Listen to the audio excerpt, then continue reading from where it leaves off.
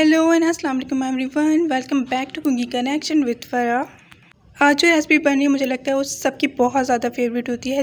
दाल गोश्त मुझे लगता है सभी बहुत शौक़ से खाते हैं और हर घर में बहुत ही एहतमाम के साथ बनाई जाती है। तो चलिए जल्दी से इंग्रेडिएंट्स की तरफ चलते हैं। तो गोश्त लिया है मैंने इसके लिए हाफ़ kg और चने की दाल ली है मैंने 250 ग्राम। प्याज लिए मैंने 3 मीडियम साइज़ के टमाटर लिए हैं, 3 मीडियम साइज़ का ऑयल लिया है half cup, ginger garlic paste लिया है 2 टेबल स्पून, मुझे ज़्यादा अच्छा लगता है इसलिए। पिसी हुई लाल मिर्च लिया है मैंने 1 टेबल स्पून, लेकिन आप अपने टेस्ट के हिसाब से ऊपर नीचे कर सकते हैं। हल्दी लिया 1 टेबल स्पून, नमक टू टेस्ट, मैंने यहाँ पे 1 टेबल स्पून डाला है, कम लगे तो बाद में इसमें ऐड कर दीजिए। तो जिसके बाद मैंने क्या किया, मैंने पैन में जो है ऑयल गर्म होने के लिए रख दिया था। जब तक ऑयल गर्म हो रहा है मैंने दूसरी तरफ जो है चने की दाल उबलने के लिए रख दी। तो यहाँ पर ऑयल गर्म होने के बाद इसमें मैंने प्याज ऐड कर दिया, साथ ही लहसुन अदरक का पेस्ट भी इसमें ऐड कर दिया। अब प्याज को लहसुन अदरक के पेस्ट को इतना फ्राई करना है कि प्याज भी थोड़ी सी ट्रांसलेट हो जाए और लहसुन अदरक का जो कच्चापन होता है वो भी ख़त्म हो जाए। फिर मैंने इसमें गोश्त ऐड कर दिया। गोश्त को इतना पकाना है कि इसका थोड़ा सा कलर चेंज हो जाए। उसके बाद मैं इसमें टमाटर ऐड कर दूँगी। तो यहाँ पर मैंने टमाटर ऐड कर दिए। ओके जी, तो मैं इसको अच्छी तरह से मिक्स कर लूँगी। इतना पकाऊँगी कि टमाटर जो है थोड़े से सॉफ्ट हो जाए। उसके बाद मैं सारे अपने मसाले जो हैं वो इसमें ऐड कर दूँगी। तो ये टमाटर थोड़े से सॉफ्ट हो गए। यहाँ पर मैं सारे स्पाइसेस इसमें ऐड करने लगी हूँ। तो सारे मसाले डाल दिए। जो मसाले रह जाते हैं तो इसमें थोड़ा सा पानी डालूँगी ताकि सारे जो मसाले हैं वो इसमें आ जाए, क्योंकि पानी जो है हमें इसमें डालना है गोश्त को गलाने के लिए। तो मैंने इसमें पानी लिया और इसमें ऐड कर दिया मसालों के साथ। इससे अच्छी तरह से मिक्स कर लेंगे ताकि गोश्त और ये जो टमाटर प्याज और मसाले जो अच्छी तरह से मिक्स हो जाएं। Mix mix mix. तो ये मिक्स हो चुका है अच्छी तरह से। इसका कलर देखिए कितना प्यारा लग रहा है। अब मैं इसमें पानी ऐड कर दूँगी 2 गिलास। तो यहाँ पे मैंने इसमें पानी डाल दिया है, उसको अच्छी तरह से मिक्स कर लूँगी और फिर मैं इसको कवर करके रख दूँगी और बीच बीच में चेक करती रहूँगी कि गोश्त गला है या नहीं।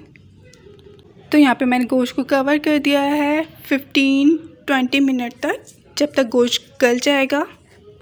तो यहाँ पे हम दाल को थोड़ा सा मैश करना है। घोटा जो होता है, अगर आप उससे करना चाहें तो उससे भी कर सकते हैं, वैसे स्पून से ही हो जाएगी। तो दाल यहाँ पर हमारी डन हो चुकी है। तो इसमें मैंने इसका चूल्हा बंद कर दिया है। तो गोश्त भी हमारा गल चुका है अच्छी तरह से। तो मैंने इसमें दाल ऐड कर दी है, उसको अच्छी तरह से मिक्स कर दूँगी। मिक्स करने से पहले हमें इसमें हरी मिर्च और पुदीना डालना, पुदीने से बहुत अच्छी खुशबू आती है। और ये आप अपने टेस्ट के हिसाब से लीजिए जितना भी आपको डालना है। मैंने 1 मुट्ठी के करीब पुदीना लिया था और हरी मिर्च मैंने 2 से 3 हरी मिर्च को मैंने चॉप कर लिया था। तो उसके बाद मैंने यहाँ पे इमली को भिगो कर रख दिया था। जब वो अच्छी तरह से सॉफ्ट हो गई थी उसका पल्प निकाल दिया था, बीजों को डिस्कार्ड करके। इमली का गुदर डाला है मैंने इसमें 2 टेबल स्पून, आप अपनी चॉइस के हिसाब से डाल दीजिए। 1 टेबल स्पून मैंने इसमें डाला है गरम मसाले, से बहुत अच्छी खुशबू आती है। हाफ़ कप पानी डाल के मैं इसे पकने के लिए रख दूँगी हल्की आंच पर। तो अब इसका तड़का लगाना है, उसके लिए मैंने 1 टेबल स्पून इसमें ज़ीरा लिया, 1 छोटा प्याज लिया है, कड़ी पत्ता लिया है मैंने थोड़ा सा, आपको जितना भी लेना है योर चॉइस, और साबित मिर्च लिया है मैंने यहाँ पर 8 से 9। ऑयल गर्म हो गया तो मैंने सारी चीज़ इसमें डाल दी। और ये आवाज़ इतनी अच्छी लगती है ना जो तड़का लगाने की, उसमें जो खुशबू आ रही होती है तो बहुत ही कमाल की होती है। तो अब इसमें मैंने तड़का लगा दिया है। कितनी ज़बरदस्त लग रही है ना देखने से। तो अब मैं इसको डिश आउट करती हूँ, फिर मैं आपको दिखाती हूँ।